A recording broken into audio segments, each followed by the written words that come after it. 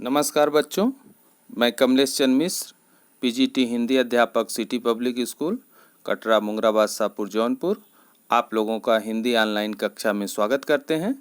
आज मैं आप लोगों को कक्षा 12 की हिंदी पूरक पुस्तिका से दूसरा पाठ जूझ पढ़ाने जा रहे हैं, जिसे आनंद यादव जी ने लिखा है।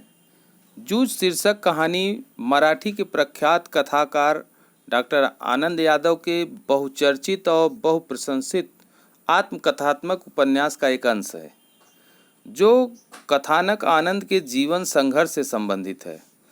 आनंद का मन पाठशाला जाने के लिए सदा लालायित रहता है, परंतु पारिवारिक दुविधाओं के कारण वह अपनी इच्छा की पूर्ति में बाधा महसूस करता है। लेखक ने इस कहानी के माध्यम से आनंद यादव के संघर्ष की मार्मिक चेतना को पाठकों के सामने जीवंत कर दिया है।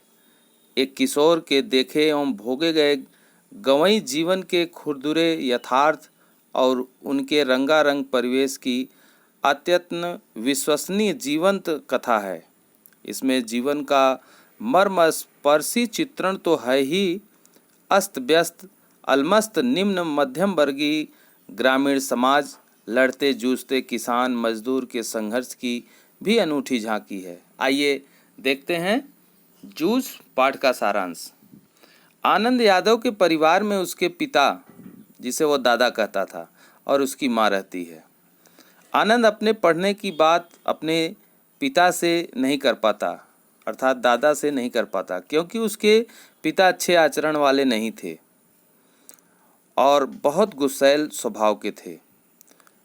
उसके पिताजी सारा दिन गांव भर में घूमते रहते और रखमाबाई के कोठे पर भी जाते थे। वे घर गृहस्थी के किसी भी काम में हाथ नहीं बटाते थे और खेत का सारा काम भी आनंद यादव ही करता था। यही कारण था कि वे आनंदा को पाठशाला नहीं भेजना चाहते थे। दूसरी तरफ आनंदा की माँ चाहती थी कि उसका बेटा 7वीं कक्षा तक अवश्य पढ़े, लेकिन दादा, उसके पिता का नाम है दादा के आगे उसकी एक नहीं चलती थी। आनंदा और उसकी माँ ने दत्ताजी राव के पास जाने की सोची। दत्ताजी राव उस गांव के बड़े संभ्रांत सेठ हैं, क्योंकि वे पाठशाला में जाने के लिए दादा को समझाकर राजी कर सकते थे। दत्ताजी राव देसाई गांव के एक प्रभावशाली व्यक्ति हैं। उन्होंने आनंदा और उसकी माँ की सारी बातें ध्यानपूर्वक सुनकर कहा, दादा को मेरे पास भेजना। राव साहब भी चाहते थे कि आनंदा पढ़ लिख कर एक शिक्षित व्यक्ति बने। वे जानते थे कि वर्तमान युग में पढ़ाई का कितना अधिक महत्व है। जब दादा उसके पास आए तो उन्होंने उसे बहुत धमकाया और कहा, तेरी ओर से पाठशाला भेजने में कोई बाधा नहीं होनी चाहिए। यदि यह पढ़ सकने में असमर्थ है तो स्वयं ही आनंदा को पाठशाला मैं भेजूंगा। दत्ताजी का व्यवहार आधुनिक युग के अनुसार बहुत ही उत्तम था। आनंदा जब पहले दिन पाठशाला गया तो उसकी खुशी का ठिकाना न रहा। उसे 5वीं कक्षा में दोबारा बैठना पड़ा, क्योंकि उसने पहले एक कक्षा उत्तीर्ण नहीं की थी। चौहान नाम का एक नए लड़के ने उसकी मटमैली धोती और गमछे को लेकर बहुत मजाक उड़ाया, जिसके कारण आनंदा का मन बहुत दुखी हो गया। पहले दिन उसने सोचा कि अब पाठशाला नहीं जाएगा, किंतु फिर उसने दृढ़ निश्चय किया कि वह पाठशाला अवश्य जाएगा, क्योंकि वह बचपन से ही मुश्किलों का सामना करता आया था। बसंत पाटिल नाम का एक बहुत होशियार लड़का था, मॉनिटर था, आनंद का मित्र बन गया। आनंद और बसंत दोनों मन लगाकर पढ़ाई करने लगे। अखबारी कागज़ के कवर भी अपनी किताब पर चढ़ाने लगे। अब उसे भी कक्षा में शाबाशी मिलने लगी। उसे पाठशाला जाने में अब आनंद आने लगा। श्री सौंदलगेकर की जी मराठी अध्यापक हैं। वे कक्षा में कविता बहुत ही आनंद के साथ पढ़ाते थे। सुनने वाले भी मुग्ध होकर सुनते थे। उनके पास सुरीला गला, छंद की बढ़िया चाल, रसिकता भी थी। आनंदा को उनकी कविताएं इतनी अच्छी लगी कि जब वह पाठशाला के बाद खेत में काम करने जाता तो हर समय उन्हें गुनगुनाता रहता था, जिसके कारण कविता में उनकी रुचि दिन प्रतिदिन बढ़ती जा रही थी। सौदलगेकर जी भी अब उसे विशेष रूप से सिखाने लगे और वे आनंदा की प्रशंसा भी करने लगे। श्री सौदलगेकर जी से ही प्रेरणा लेकर अब वह आनंदा स्वयं भी छोटी मोटी कविता या तुकबंदियाँ बनाने लगा। उसे अपने गुरुजी को दिखाता था, जिससे कविता में जो कमी रहती थी वे उन्हें ठीक कर देते थे। इसी कारण आनंदा श्री सौदलगेकर जी के बहुत निकट आ गया था।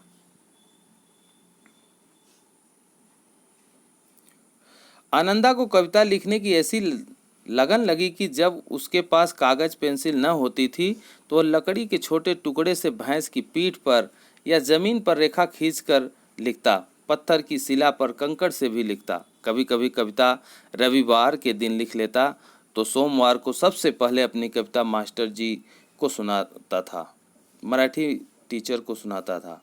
और यदि वह सोमवार का इंतजार नहीं कर पाता तो रात को ही सौदलगेकर मास्टर जी के घर जाकर कविता सुना आता था।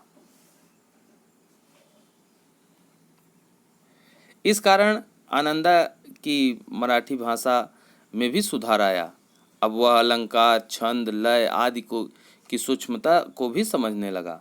कविता की लगन उसे ऐसी लगी, अब उसके मन में कोई न कोई मधुर गीत बजता ही रहता था। इस प्रकार यह पाठ का सारांश समाप्त हुआ। इस पाठ से संबंधित कुछ प्रश्न हैं, उन प्रश्नों को हम कर रहे हैं। उन प्रश्न का उत्तर आप लोग लिखकर व्हाट्सएप कर देंगे। पहला प्रश्न है, जूझ शीर्षक के औचित्य पर विचार करते हुए स्पष्ट करें कि क्या यह शीर्षक कथानायक की किसी केंद्रीय चारित्रिक विशेषता को उजागर करता है। हाँ, जूझ का मतलब होता है जूझना। लेखक आनंद यादव स्वयं अपनी आत्मकथा को लिखा है। उसे घर की परिस्थितियों से जूझना पड़ा, फिर विद्यालय में जाकर चौहान नाम के शरारती बच्चे से भी दो चार होना पड़ा और अंत में वह जूझते हुए एक महान कवि बना। दूसरा प्रश्न, स्वयं कविता रच लेने का आत्मविश्वास लेखक के मन में कब आया। लेखक जब क्लास में पढ़ता था और मराठी टीचर सौदलेकर जी कविता को मुक्त कंठ से स्वस्वर सुनाया करते थे तो वो कविता उसके मन मस्तिष्क में बैठ गई। और सौदलेकर जी अपने घर में आंगन में एक पेड़ उगा था, उस पर कविता बनाए, जो रसोई में था उस पर कविता बनाए, तो उसे ऐसा आभास हुआ कि हमारे आसपास की चीज़ों पर भी कविता बनाई जा सकती है। यह आत्मविश्वास उसके मन में आया और वह भी स्वयं कविता लिखने लगा। तीसरा प्रश्न है, श्री सौदलेकर के अध्यापन की उन विशेषताओं को रेखांकित करिए जिसमें कविता के प्रति सौदलेकर के मन में रुचि जगाई। अगला प्रश्न, कविता के प्रति लगाव से पहले और बाद में अकेलेपन के प्रति लेखक की धारणा में क्या बदलाव आया। आपके ख्याल से पढ़ाई लिखाई के संबंध में लेखक और दत्ताजी राव का रवैया सही था या लेखक के पिता का। और अंतिम प्रश्न, दत्ताजी राव के पिता पर दबाव डलवाने के लिए लेखक और उसकी मां को एक झूठ का सहारा लेना पड़ा। यदि झूठ का सहारा न लेता तो आगे का घटनाक्रम क्या होता। इन प्रश्नों का उत्तर लिखकर आप व्हाट्सएप कर दीजिएगा, हम चेक कर लेंगे। अब नए वीडियो में नए पाठ के साथ मिलेंगे। आपका दिन शुभ हो। धन्यवाद।